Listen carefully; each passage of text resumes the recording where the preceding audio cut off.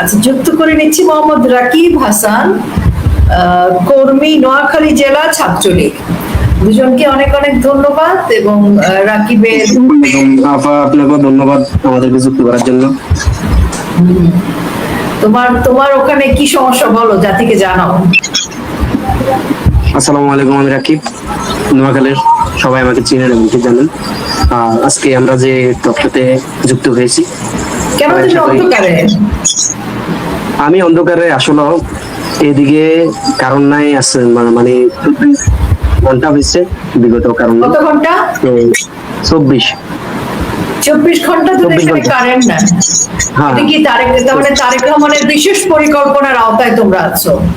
ওই যে একটা একটা গান বলছে না, খাম্বা থাকবে কিন্তু তাপ থাকবে না, তাপ থাকবে কিন্তু কারণ থাকবে না, আসলে সেটাই হয়েছে। তো আজকে এত কষ্টতে আছি। মানুষে আগে জননেত্রী শেখ হাসিনার কথা বলতো, কারণ যদি আধা ঘন্টার জন্য নিত, বলতো কারণটা নিয়ে গেছে, কারণ দিবে কখন, গালাগালিও করতো। তখন মানুষে বলতেছে বলতেছে কি কারণ নাই আল্লাহর, মানে একটা গালি দিয়ে কথা বলো। এখন তো আগে ভালো ছিল, হাসিনা সরকারে ভালো ছিল, আমরা আন্দোলন করে হাসিনা সরকারকে আবার আনবো। তো জনগণের কথা এরকম, জনগণের মত এরকম, কখন কি হয়ে যায়, কখন মানুষ কখন পাল্টে, এটা বলা যায় না। আপনি দেখেছেন সিটাগানের যে অবস্থা, আমরা দেখে মানে আনন্দিত। জনগণ, পাবলিক জয় বাংলা স্লোগান দিয়ে নামছে। এনসিপি নাকি আমাদেরকে খোঁজে, টোকায়। এত ছাত্রলীগ, এত আওয়ামী লীগ কোথায় গেল? সেই সময় বিএনপি, জামাত, রাজাকার কই গেল তারা? পুলিশে দেখলাম খাড়াই রয়েছে, র্যাব খাড়াই রয়েছে, ডিবি খাড়াই রয়েছে, কেউ কিছু বলতে পারে না, কেউ কিছু বলতে পারে না। কিন্তু রাকিব, সেই এত লোকের মাঝখানে তো ওরা মব করে দুজন ছাত্রলীগের কর্মীকে জবাই করার চেষ্টা করেছে।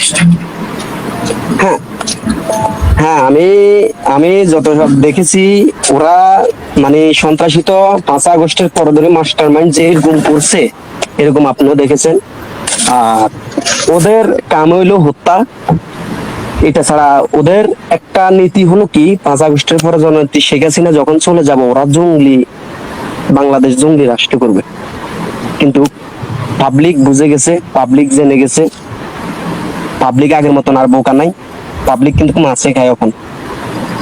পাবলিক সবকিছু জানে, কিভাবে দেশ স্বাধীন করতে হবে। সবাই কিন্তু 1971 সালের বিশ্বাসী। আপনি জানেন শরদ্দি উদ্যানে কি হয়েছে? বঙ্গবন্ধুর ভাষণে, বঙ্গবন্ধুর কথাতে 7.5 কোটি মানুষ বাংলাদেশের মাটিতে নামছে, যুদ্ধ করছে। এই বাংলাদেশ আমরা পেয়েছি। ভাষা আন্দোলনের জন্য কি হয়েছে? অনেক মানুষ মরেছে। 30 লক্ষ ভাই বোনের ইজ্জতের বিনিময়ে, এমনকি মৃত্যুর বিনিময়ে আমরা এই বাংলাদেশ পাইছি। এই বাংলাদেশে যদি আমাদেরকে মারে, এই বাংলাদেশে যদি আমাদেরকে অত্যাচার করে, আমরা কই আছি? জননেত্রী শেখ হাসিনার হাতে গড়া বাংলাদেশ, সোনার একটা বাংলাদেশ বলেছে, এই বাংলাদেশ স্মার্ট বাংলাদেশ। যখন বলেছে এই মোবাইল ফোন কে দিয়েছে আপনাদেরকে? শেখ হাসিনা সরকার দিয়েছে, এই আওয়ামী লীগ দিয়েছে। তখন বাংলাদেশের সুশীল মানুষরা হেসে বলে আমাদের নিজের পকেটের টাকা। তখন অথচ আপনি দেখেন ডিজেল পেট্রোল জন্য সিরিয়ালের পর সিরিয়াল, কিন্তু দিও অথচ 200 টাকা, মানে 100 টাকার বলতে 200 টাকা দিবে, বাড়তি দিবে। তেল চায়, পায় না, মানুষে গালি দেয়। জননেত্রী শেখ হাসিনা বলছে ডিজেল আর পেট্রোল কিনতে হয় না, কিন্তু কখন মানুষে কিনে টাকা বাড়তি দিবে, তারপর সিরিয়ালের পর সিরিয়াল তেল পাইতেছে না।